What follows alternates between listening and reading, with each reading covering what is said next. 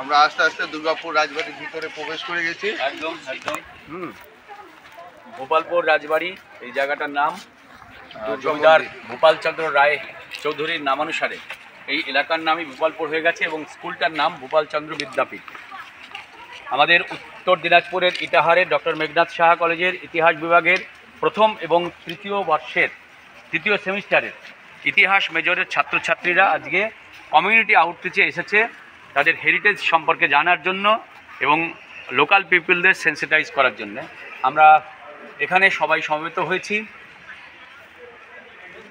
গৌড়বঙ্গ বিশ্ববিদ্যালয়ের নতুন নিয়মে প্রত্যেকটা সেমিস্টারেই আইএপিসি নামক একটি ইন্টার্নশিপ তাদেরকে করতে হয়। পঠন পাঠনের বাইরে তাদের নিজস্ব চিন্তা চেতনাকে বাড়ানোর জন্য, স্থানীয় মানুষদের সাথে সম্পর্ক বাড়ানোর জন্যে এবং জীবিকার অনুসন্ধান করবার জন্য বিভিন্ন সিলেবাস তৈরি হয়েছে। ইতিহাসের ক্ষেত্রে কমিউনিটি আউটরিচ প্রোগ্রামে আমরা বানিয়েছি যে sensitisation of regional people about local heritage.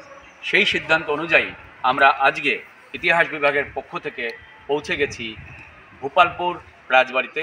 আপনারা দেখতে পাচ্ছেন এই যে ভূপালপুর রাজবাড়ি, এই বাড়িটা প্রায় 117 বছর আগের তৈরি।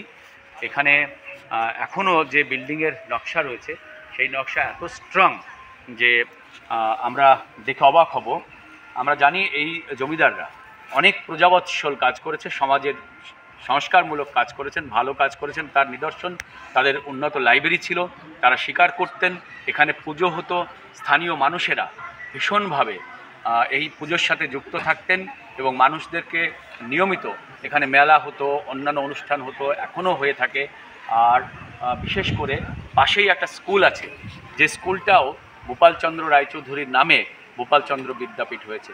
এই যে সমাজ, সংস্কৃতি, চিকিৎসা এবং লাইব্রেরি ইত্যাদির ক্ষেত্রে জমিদারদের যে একটা রোল ছিল, সেই রোলটাও আমাদের আজকে স্মরণ করছে আমাদের ছেলেমেয়েরা।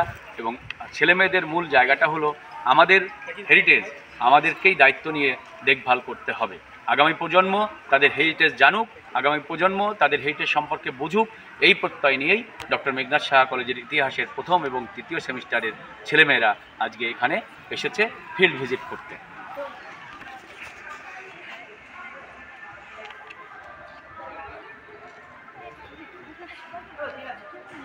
ওই করেনি তাদের জন্য। আচ্ছা তোমরা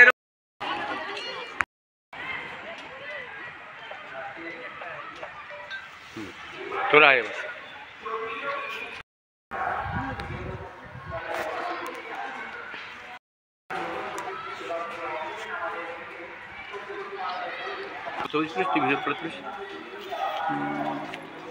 তাহলে নবদ্বীপ ওদের ছেড়ে দেবো, ওরা বাড়িতে ওই নিজস্ব ছবি যেগুলো রিপোর্ট লিখছো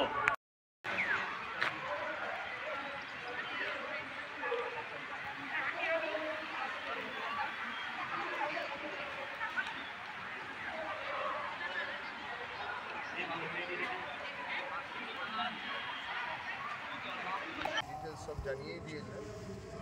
আমরা এরপরে আস্তে আস্তে সব এগুলো দেখব আর ছবিগুলো দেখবো, সেগুলো আমরা তুলে নিই। তারপর যে গ্রামে গিয়ে আমাদেরকে যে জিজ্ঞেস স্যার যেরকম করে বলেছেন ওই আমরা জিজ্ঞেস করে নেব। তারপরে আমরা কলেজে ফিরে গিয়ে আমাদের ঠিক আছে, চলো ওখানটায় যাবো। হ্যাঁ, ছবি তুলবেন না?